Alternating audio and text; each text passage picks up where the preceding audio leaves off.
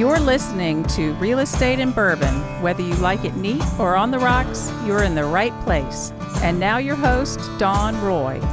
Oh my God. Hey, welcome to another episode of Real Estate in Bourbon, and we are so glad you're here. I have to say, it's been an eventful morning, and I'm glad to be here with you, Michael. Oh my gosh. You know, electronics are beautiful when they work. They work. There you go. So anyway, the beautiful people behind this podcast is Studio 77, producer Mike, who is making it happen when it doesn't want to happen. That's the beautiful thing. It is being a total butthead, and we are making it work. Yes. There you go. Yes. So there you have it. And I want to say, in that note, let's talk about another bourbon that I enjoy. Okay. So this is Elijah Craig. Michael, who doesn't drink, is like, she's talking about booze again. This is Elijah Craig. It's another Kentucky whiskey. Mm-hmm. It's a bourbon. It's called the grandfather or the father of bourbon. And it's 94 proof, very smooth, not too bitey and heavy, and it's just a real good go-to. Not super expensive, about $30 a bottle. What's the average on a price of a bottle? I would say if you spend between 30 and 60, that's a good sweet spot for a good bourbon. Yeah. You know what I mean? You can certainly go less expensive. This is $29.99 at your local ABC store all the time. Okay. All day long. Okay. Four Roses, which is one I like, that's a $60 bottle. I mean, like, I know wine, the average price is like under $20. Absolutely. I understand. So that's what they say. You can go to Cooper's Hawk and get a beautiful bottle of wine there for well under $20 and have a good evening. Yeah. But bourbon's a whole nother animal, and it takes longer to distill it. So it's not like minimum is 4 years in the cast. I mean, so we have, there's a longer process for it. Okay. So we've talked about ABCs of bourbon. So the D is distillation proof. It cannot come off of the still higher than 160 proof. Oh. I mean, there's rules and regulations for making the bourbon here in the United States. So I'm going to pour a little bit because we might need this. Okay. Even though we're not going to let the audience know it's still AM. Okay. Barely. Yeah. Just. It's barely AM. We're coming to the end of the AM. Right. So. I think in Australia it should be right around that time. Well, Spain, I think we're 6 hours behind Spain, so they're well into the afternoon. Yeah. So. Yeah. Well, what I think we should talk about today is Dawn's brilliant theory about selling houses. Do you want to know what that theory is? I do. Selling houses is like dating. That's how I think about selling houses. All right, so selling houses is like dating, meaning you want to be the prettiest girl at the bar who gets taken home first, not the last one at midnight, and all that's left are the drunks and the lowballers. That sort of thing. Okay. It's interesting, right? Okay. And I have used this theory on several folks lately, and they appreciate it because we end up selling their house super quick and for a lot of money. So this is what I mean by that. When you list your home, it's all about being the best presented house in your area for the most competitive price, in my opinion, right? So don't price it high just because it's a seller's market. Be very conservative so that we can encourage more activity, okay? So if I'm pretty, meaning I take good photography, we do a drone shot, we do walkthrough videos, all the beautiful things that Studio 77 offers. Bing, bing, bing, bing. Then we present pretty, right? We present well. We get a stager in there. We help you pre-pack. We're not going to call it, what is the no-no word? Decluttering. We're going to pre-pack. We're going to make sure your house looks presentable. But this is the problem I'm having right now in our current economy. I have noticed a lot of agents in the MLS are using cell phone photography to market their homes, and that shit just doesn't cut it. I'm really sorry. Do you think it's because things are just still flying off the shelves at a high rate of it doesn't, cut corners doesn't matter nowadays because it's just going to sell? I think that is a super great excuse for being just fucking lazy. Okay? But I will tell you this. Oh, I got to put a quarter in there? Oh. Quarter in a swear jar. So this is the thing. As a realtor, I do the same package. I use your photography. You have freaking gone out to Caroline County and photographed lots that weren't $20,000, right? Yeah. I'm going to use the same quality marketing regardless of the price of the house because it's my brand. It's a reflection on me. And by the way, let's get real here, Mr. and Mrs. House Seller. If your agent only wants to use cell phone photography and doesn't want to put that, the best foot forward and be the prettiest girl in the bar, you might as well just be a FSBO and take your pictures yourself. Yeah. I mean, think about it. Yeah. And FSBO is for sale by owner. Just go do it. I'll tell you why I say this. It kind of gets my dander up. I have gotten 2 phone calls, I swear for God, in the last 2 weeks of homes that are not selling, not my listings, and they're asking me what would I do, and they're frustrated. These are home sellers. And so what I do tell them, number one, my business model is this. This is what I would do, but you've got to get out of your contractual obligation with the person you're with, because I'm not going behind the sign. I mean, that's just a big no-no, and I'm not going to play that game. But what's happening is I will look up their listing, and one lady in particular, I said, were you aware of the photos? Did you approve of the Did you see the photos before you went live? She goes, well, no, all those pictures are from my cell phone. Not even the agent's cell phone. The client's cell, she goes, oh yeah, the first picture of the house, I got it biking out of the driveway on my way to work one morning. Because the agent called me and said she needed a picture of the front of the house. That's where we drink. Hold on. Hold tight, because that's a drinking comment right there. Do you think that... Just a friend we have in Jesus. Let me ask you a question. Do you think they are just uneducated on present... Like, okay, some people, when they go to a restaurant... Right. They don't have that palette of understanding, wow, this is not really a great steak. Gotcha. And then there's some people who immediately know, oh, this was overcooked. Are we talking about agents? Homeowners? Both. Okay. Both. Because I feel like, well, more the homeowner, I guess, because they're not in the game, but, Let's stay on the steak analogy, but you know a pretty plate when you see it.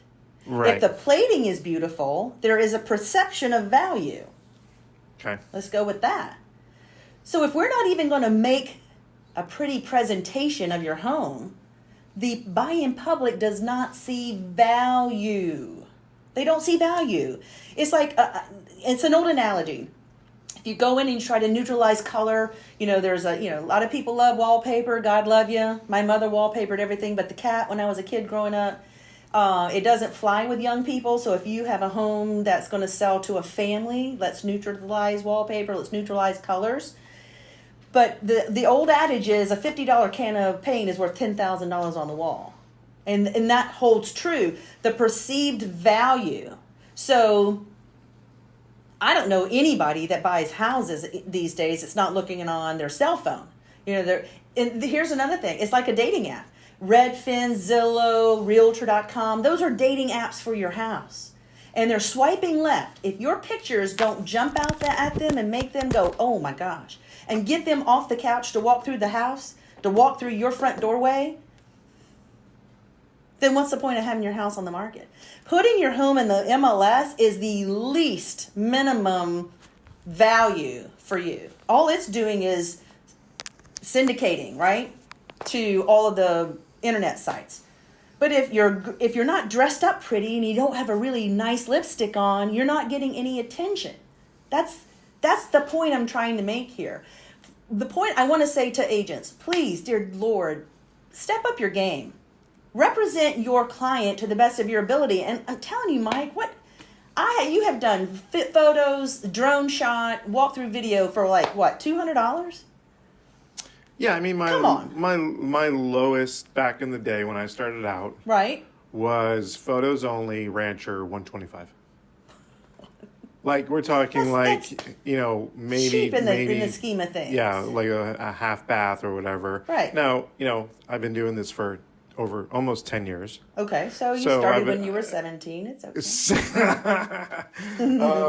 So, my prices have not, in the past 10 years, have not jumped up to the point of like, oh People my have to gosh. question whether they can afford it or not. Right. They don't. You're not that. You're not that way.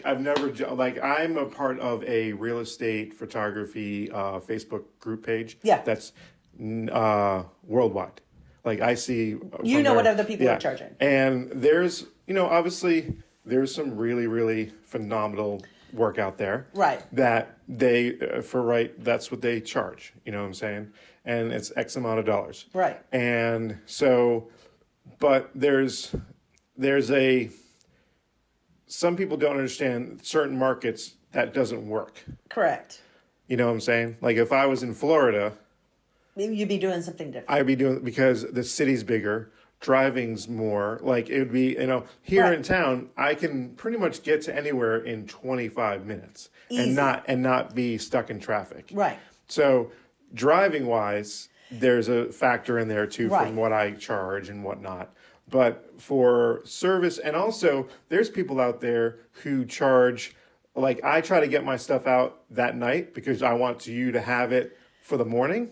Well, and that's crucial, and that's part of the reason why I use you is simply because I time my listings because I go on the market at the same day every week. I want traffic through the weekend. There is a strategy. There's people out there not in this market, and maybe they do in this market. I don't look at the competitor. I never. Right. It drives me crazy.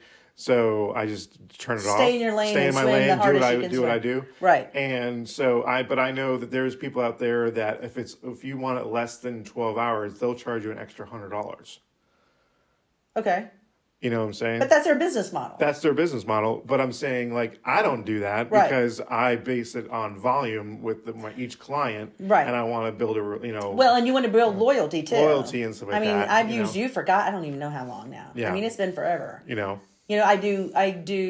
stay with the same vendors who provide value to me and my clients. Yeah. And that's what we're talking about here. It's a business model. So whether you're selling the home, that's a business model, and whatever realtor you use, they have a business model.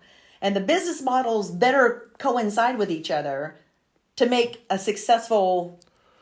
Well, and people forget in business, in any business, when you're doing business with somebody or even the house or whatever, they're investing in you. Oh my God.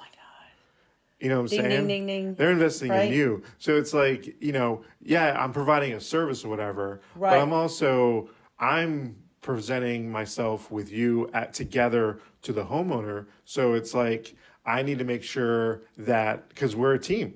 We are a team. We're a team. We're not literally not together as in company-wise. But you're part of my entity portfolio that I exactly. take to Right. a homeowner and go, these are the people behind the scenes. This is what's going to happen. Right. And that's what they're paying for. That's exactly what they're paying for. Right. And it drives me bonkers that we aren't across the board professionally Right. doing that with equal care to everyone. And I have to take it back to my dad because I'll tell you this, and I think I've said it before.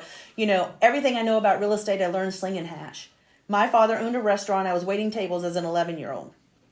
And he always said, everyone is treated, whether they buy a BLT sandwich or the most expensive steak on the menu, Right.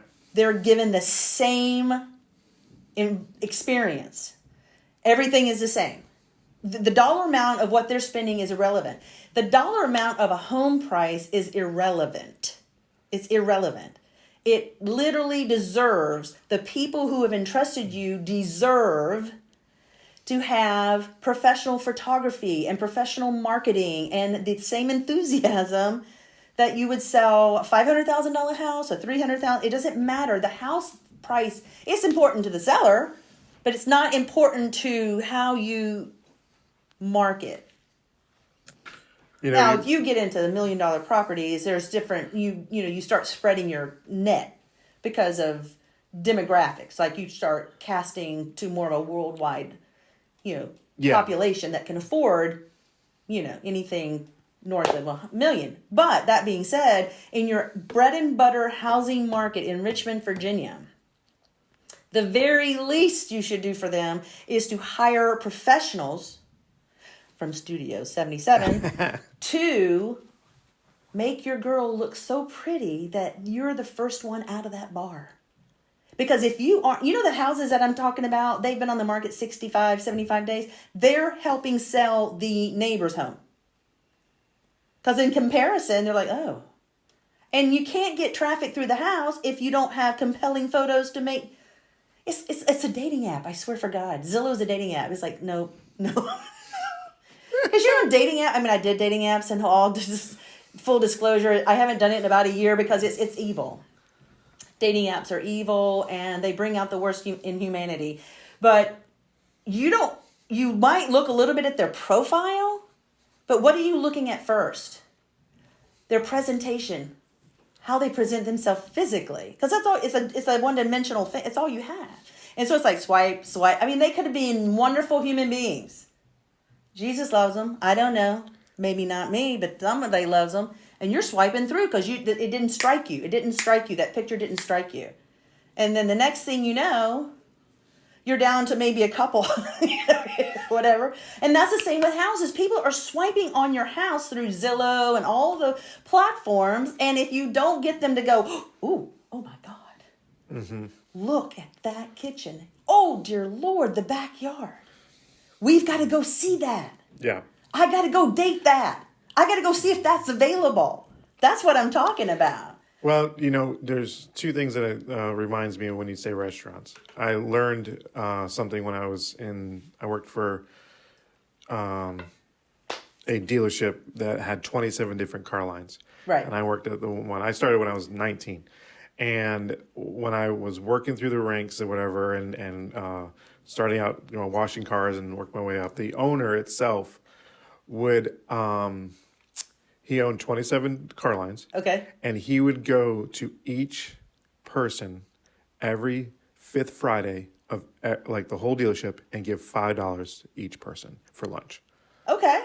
And so there were certain things that he made us implement to also take value in the customer too. So we had new customers. We had what we call preferred customers.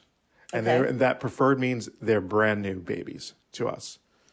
And so we would make sure that they were taken care of. Right. They would fit, you know what I'm saying? And then the restaurant, a friend of mine, they would do anybody that was new, they would get a red tablecloth or a red the napkin. Cloth napkin. They would get a red one. Not the whole table, because they were like, why is we all red? And that it's just that one person, whatever. Yeah. So they know that's a special table. So my point is that, like, I feel like the realtor has forgotten that person is not just, you're never going to see him again. That person's going to take notice and recommend you to the next, to the next, to the next. So it's like an experience. It's a customer service aspect. So that person who's just taking the photo, they really don't care about the next one after that, after that, after that. They're only looking to make that one gig now. Why you know what I'm saying? What's the point, right? Yeah, like my point is that they're transactional. Right. It's just a number. You could be transactional. You truly. I try not to be. Think about it. No, but think about it. At all of our business models, you could be transactional. Yeah. There are certainly business models in the real estate community where they are completely transactional. Mm-hmm. That's not how I choose to work, and that's not how you choose to work. And that's why a customer, keeps coming back and then allows myself to get talked into making a podcast.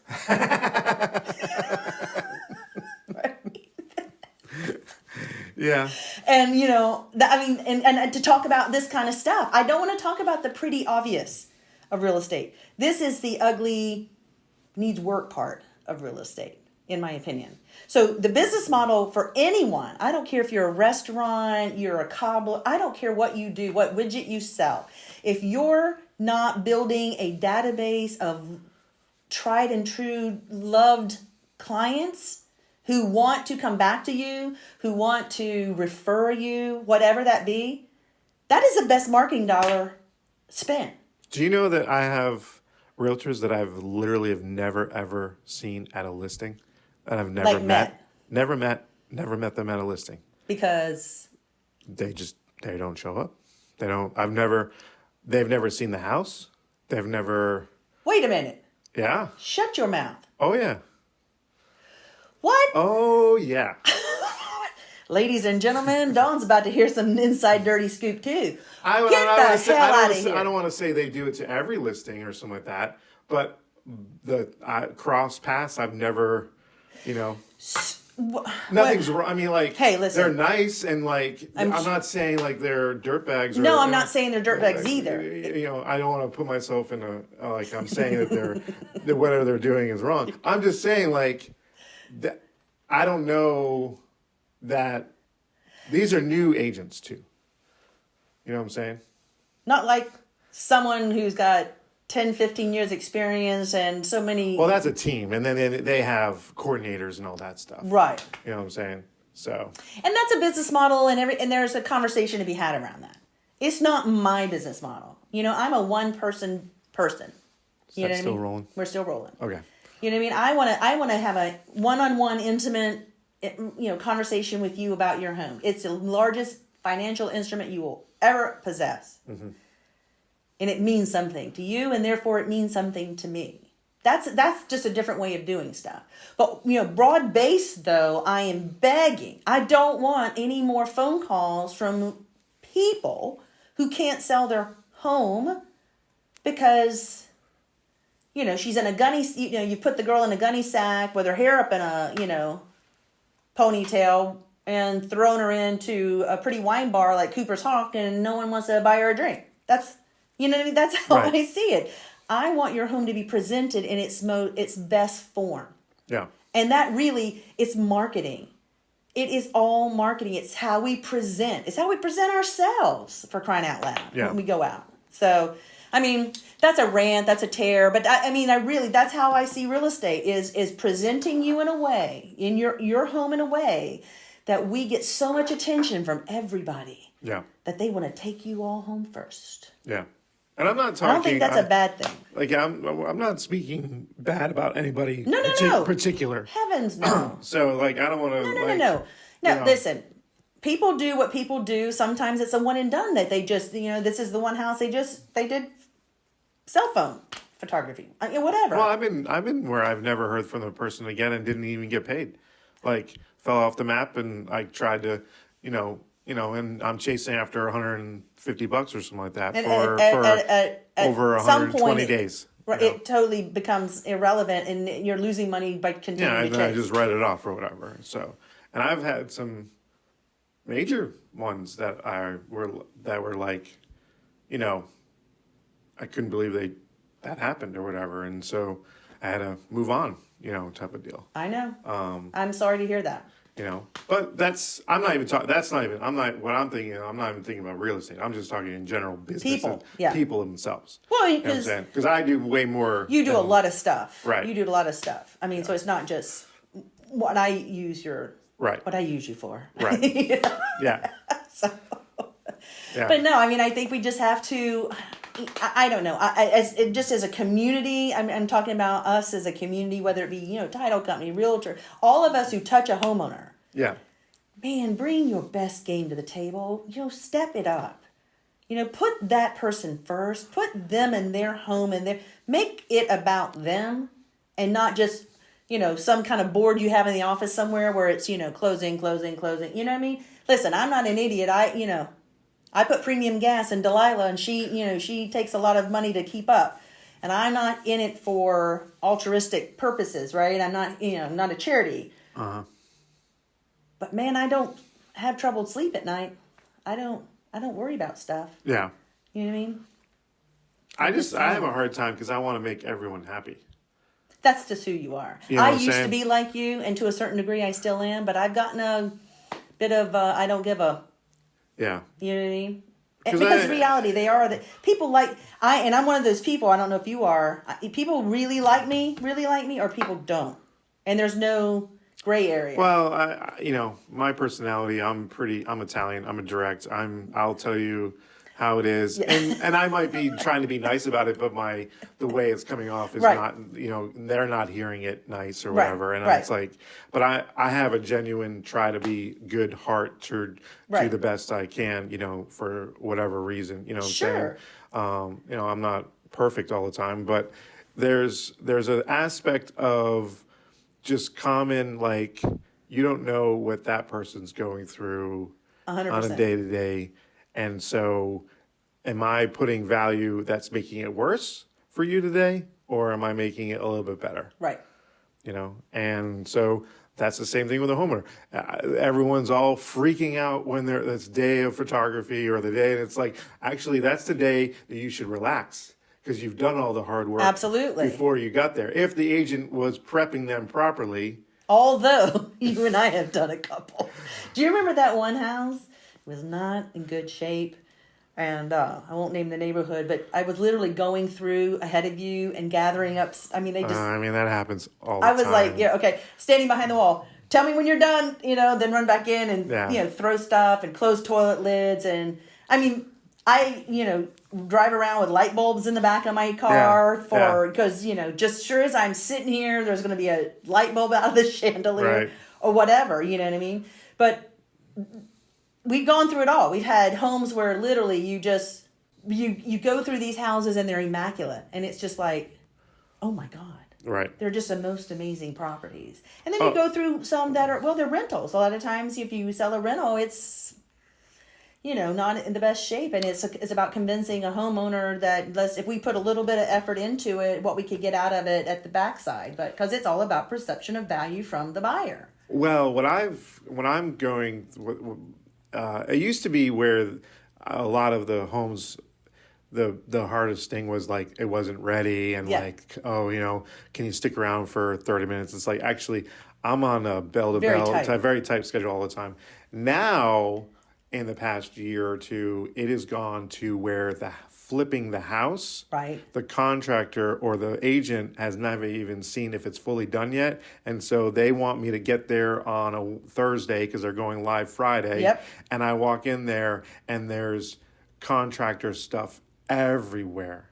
Right, paint buckets and drop cloths. Right. And I'm like, why would you book me this close in the game? Right. When it's like not even close to be ready. I went up to one 2 weeks ago where the house was still, they had borders or like they were putting windows in and stuff like that, and like it was like not even close, and so they rebooked me or whatever, and I went by there just to kind of see, just because I was already in the neighborhood, and I was like still not close, And we need to push out again. And so the day of, I was waiting for the phone call. Never phone called. And so I called them and said, I just went by there yesterday. It's not ready yet. And they're like, oh, no, it's ready. I'm like, I'm telling you, it's not ready. Right. When's the last time you were by there? So they said, just go and photograph or whatever. So I did. And it was like obviously less Soup stuff, sandwich. but it was like... Yeah. Dumpster in the front where I couldn't do a front shot. Like, backyard had all the like buckets and like that, and I just took the photos.